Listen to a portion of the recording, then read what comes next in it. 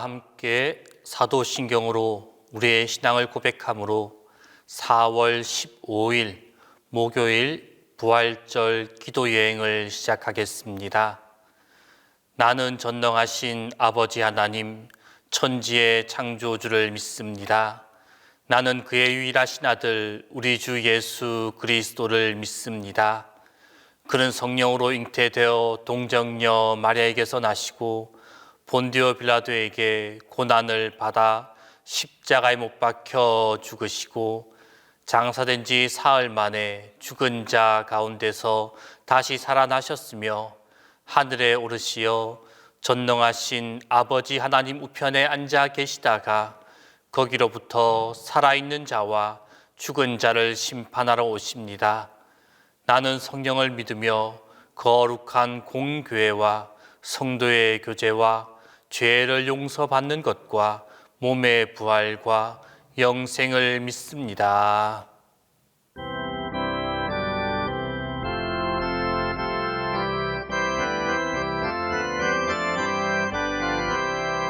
예수 부활했으니 할렐루야. 만민 찬송하여라. 할렐루야. 천사들이 즐거워. 할렐루야. 기쁜 찬송 부르네. 할렐루야.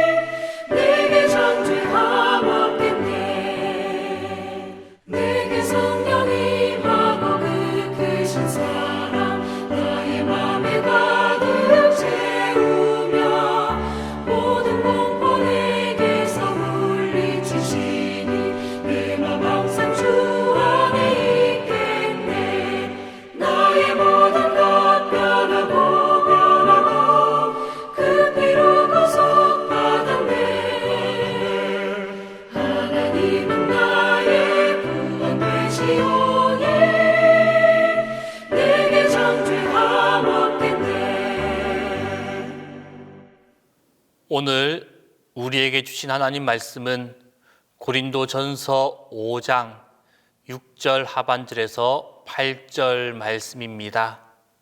신약 성경 고린도전서 5장 6절 하반절에서 8절 말씀입니다. 다 함께 봉독하겠습니다. 적은 누룩이 온 덩어리에 퍼지는 것을 알지 못하느냐? 너희는 누룩 없는 자인데 새 덩어리가 되기 위하여 묵은 누룩을 내버리라.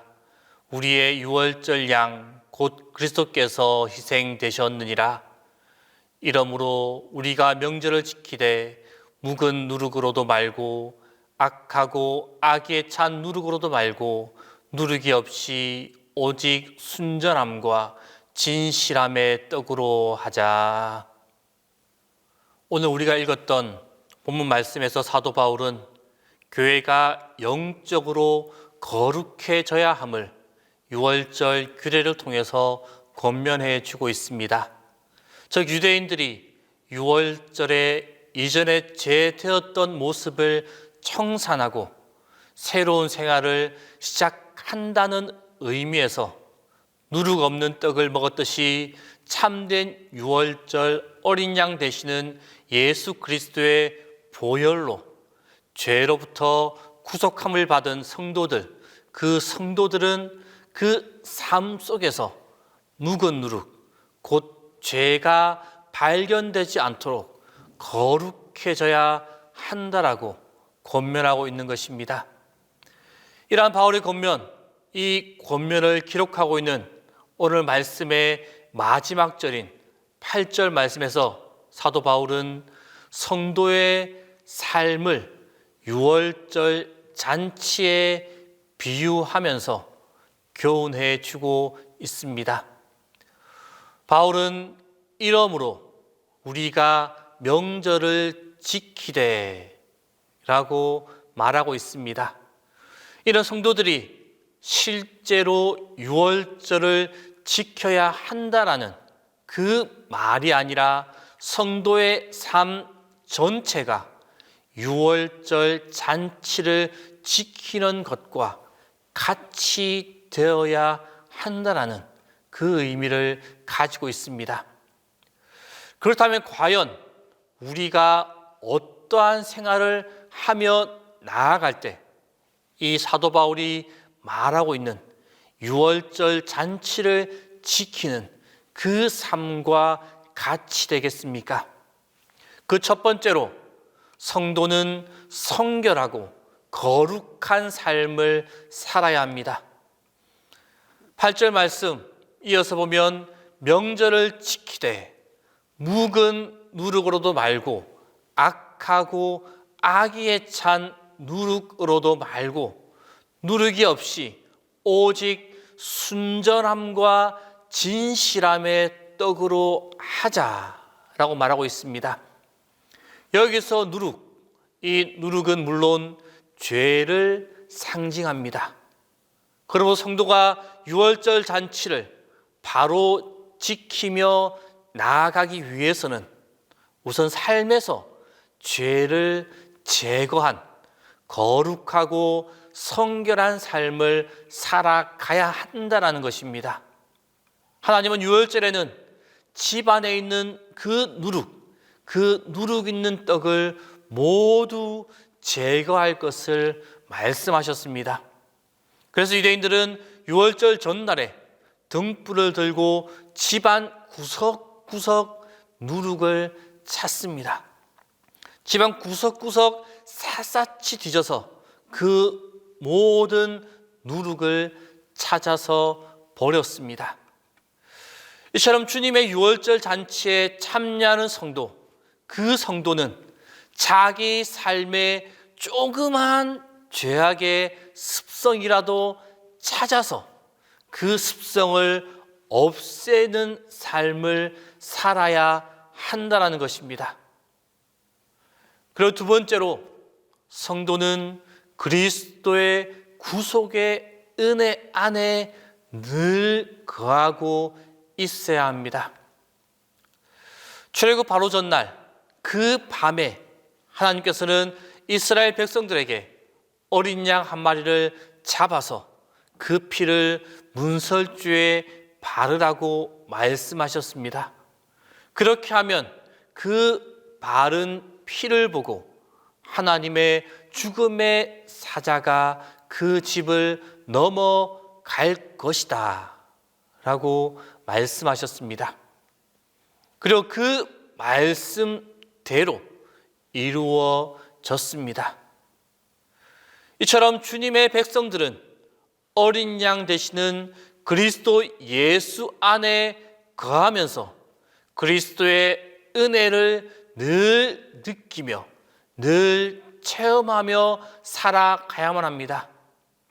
그렇게 하면 그리스도 예수 안에 있는 자에게는 결코 정죄함이 없나니 라는 이 말씀처럼 하나님의 심판과 저주와 진노가 주님의 백성들을 피하여 갈 것입니다. 실로 그리스도와 그 은혜 안에 거하는 생활, 그 생활이 곧 유월절 명절을 지키며 살아가는 그 삶이 되어집니다. 그리고 세 번째로 성도는 기쁨과 감사의 삶을 살아가야만 합니다. 유월절은 애굽 사람들에게는 큰 재앙이었습니다. 하지만 이스라엘 백성들에게는 출애굽의 계기가 되는 그 명절입니다.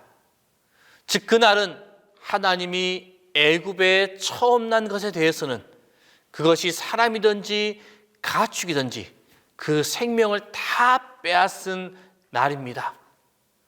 그 일을 당하자 애굽의 바로도 항복하고 이스라엘 백성들에게 어서 애굽을 떠나도록 사정하였습니다. 그 결과 이스라엘 백성들은 자기들이 기르던 가축은 물론이요 애굽 사람들에게서 보물까지 얻어서 출애굽하게 되었습니다. 출애굽한 백성들이 얼마나 기뻐했겠습니까? 또 얼마나 하나님의 은혜에 감사하였겠습니까? 무려 430년 만에 지긋지긋하고 견디기 어려운 노예 생활, 그 생활에서 벗어났습니다. 얼마나 기쁘고 얼마나 감격스럽고 얼마나 감사한 일입니까? 정말로 말로 표현하기 어려울 정도였을 것입니다. 성도 여러분, 우리들도 예수 그리스도로 말미암아 우리를 사로잡고 우리를 노예로 부리며 마침내는 멸망에 이르게 하였던 죄와 사망의 권세에서 다 해방되었습니다. 그리고 영화로운 하늘의 은사까지 받는 자가 되었습니다. 성령을 받고 의롭다 하심을 얻게 되고 하나님의 자녀라는 그 지위까지 얻게 되었습니다. 그러므로 기쁨과 감사의 생활, 그 생활이 우리 가운데 나타나는 것, 그 삶을 살아가는 것, 그것이 곧 유월절 명절을 지키며 살아가는 삶이 되어집니다. 그리고 마지막으로 성도는 날마다 새로워지는 삶을 살아가야만 합니다. 이 유월절 재앙을 끝으로 이스라엘 백성들은 그 발걸음을 하나님이 예비해 놓으신 가나안 땅으로 향하게 되었습니다. 애굽의 종살이를 면하고 하나님의 선민으로 새로운 복지를 향하여 가는 새로운 삶이 그들 가운데 시작되었습니다. 하나님께서는 그 땅을 향하여 가는 이스라엘 백성들을 위해 홍해를 가르시고 만나를 주시고 먹을 물도 주시고 낮에는 구름 기둥, 밤에는 불 기둥으로 그 이스라엘 백성들을 보호하시고 인도하셨습니다. 마찬가지로 우리들도 그리스도를 영접한 후에는 새로운 비전, 새로운 가치관, 새로운 인생의 목표를 가지고 이 땅에서 살아가는 삶으로 변화되었습니다.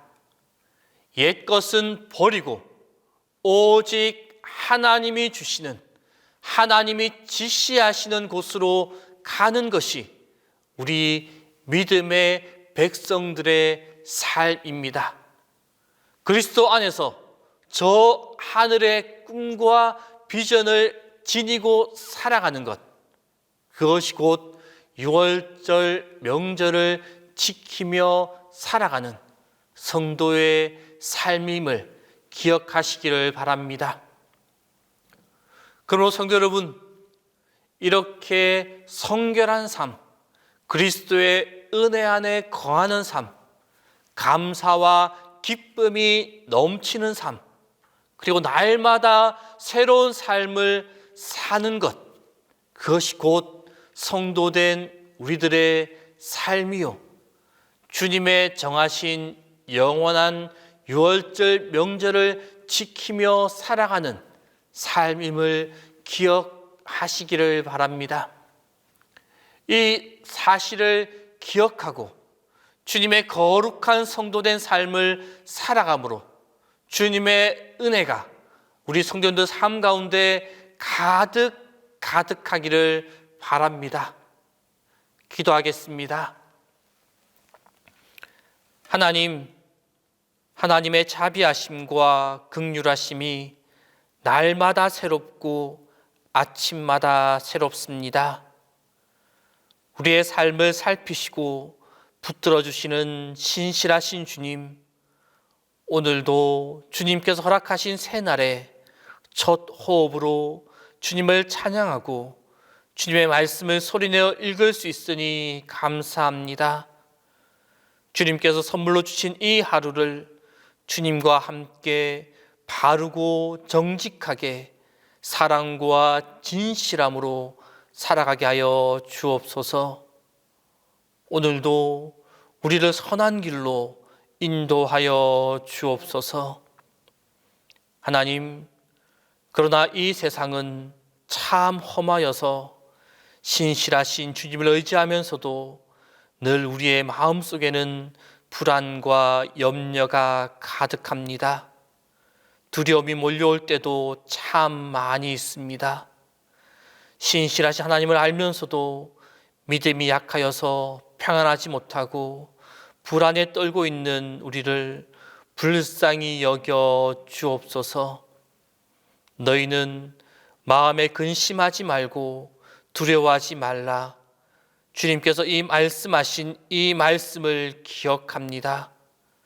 하나님, 우리가 하나님을 믿기에 흔들림이 없게 하여 주시고 우리가 살아계신 주님을 알기에 어떤 상황 속에서도 평안을 누리게 하여 주옵소서.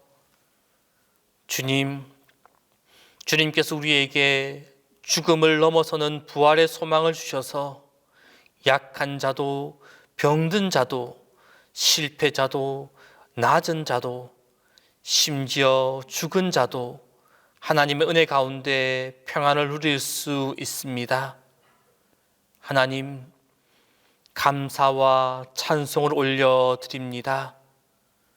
우리가 부활의 소망을 가지고 살아가면서도 늘 이 세상의 문제 앞에서 마음이 약해지고 불안해하며 두려움에 떨 때가 참 많이 있습니다. 우리 주님께서 부활하신 그 귀한 복음의 소식이 우리의 삶 속 깊은 곳까지 전달될 수 있었으면 좋겠습니다. 부활의 신앙이 우리의 귀에만 머물거나 우리의 입술에만 머물지 않게 하여 주시고, 더 나아가 우리의 생각이나 마음에만 머물지 않게 하여 주옵소서. 우리가 살아가는 삶의 구석구석에서 주님의 부활의 소망이 드러나게 하시고 삶으로 느껴지게 하여 주옵소서. 그리하여 늘 기쁨과 감사함으로 행복과 즐거움으로 살아가게 하여 주옵소서. 하나님, 이 땅에는 주님의 부활의 소식을 애타게 기다리는 사람들이 많이 있습니다. 죽었던 사람이 다시 살아난 역전의 드라마를 기대하며 주님의 이름을 부르며 애타게 기도하는 사람들이 많이 있습니다. 하나님의 살려주심의 역사를 기대하며 주님의 이름을 부르는 사람들이 있습니다. 주님, 그들에게 하나님께서 부활의 능력을 선물로 주옵소서. 무엇보다도 병들어 고생하고 있는 그 병실에 부활하신 주님께서 찾아와 피 묻은 손으로 안수하여 주시며 그들의 이름을 부르시며 깨끗게 하여 주옵소서. 주님, 오는 주일 저희 교회에서 귀한 장로 정선 투표가 있습니다. 주님이 투표 가운데 함께하여 주시옵소서. 주님이 원하시고 주님이 세우시는 귀한 장로님들이 선출될 수 있도록 지혜를 주시고 함께하여 주옵소서. 주님, 장로 정선을 통하여서 선출되는 그 사람들 가운데 함께하셔서 주님의 지혜로, 주님의 마음으로, 주님의 겸손으로 그 사역을 잘 감당할 수 있도록 인도하여 주시옵소서. 주님, 우리 성도들에게 주님의 지혜를 주셔서 주님이 원하시는 사람이 누구인지를 깨닫게 하시고 신실한 일꾼을 세우는 귀한 은혜의 시간이 될 수 있도록 붙잡아 주옵소서. 주님, 동신교회를 이끌어 가시는 담임 목사님에게 매 순간 영육간의 강건함을 허락하여 주옵소서. 주님의 주시는 충만한 지혜와 건강으로 항상 인도하여 주시고 붙잡아 주옵소서. 오늘도 우리의 삶이 주님의 주시는 기쁨으로 충만케 하여 주옵소서. 이제는 주님께서 가르쳐 주신 기도를 다 함께 하오니, 하늘에 계신 우리 아버지, 아버지 이름을 거룩하게 하시며 아버지의 나라가 오게 하시며 아버지의 뜻이 하늘에서와 같이 땅에서도 이루어지게 하소서. 오늘 우리에게 일용할 양식을 주시고 우리가 우리에게 잘못한 사람을 용서하여 준 것 같이 우리 죄를 용서하여 주시고 우리를 시험에 빠지지 않게 하시고 악에서 구하소서. 나라와 권능과 영광이 영원히 아버지의 것입니다.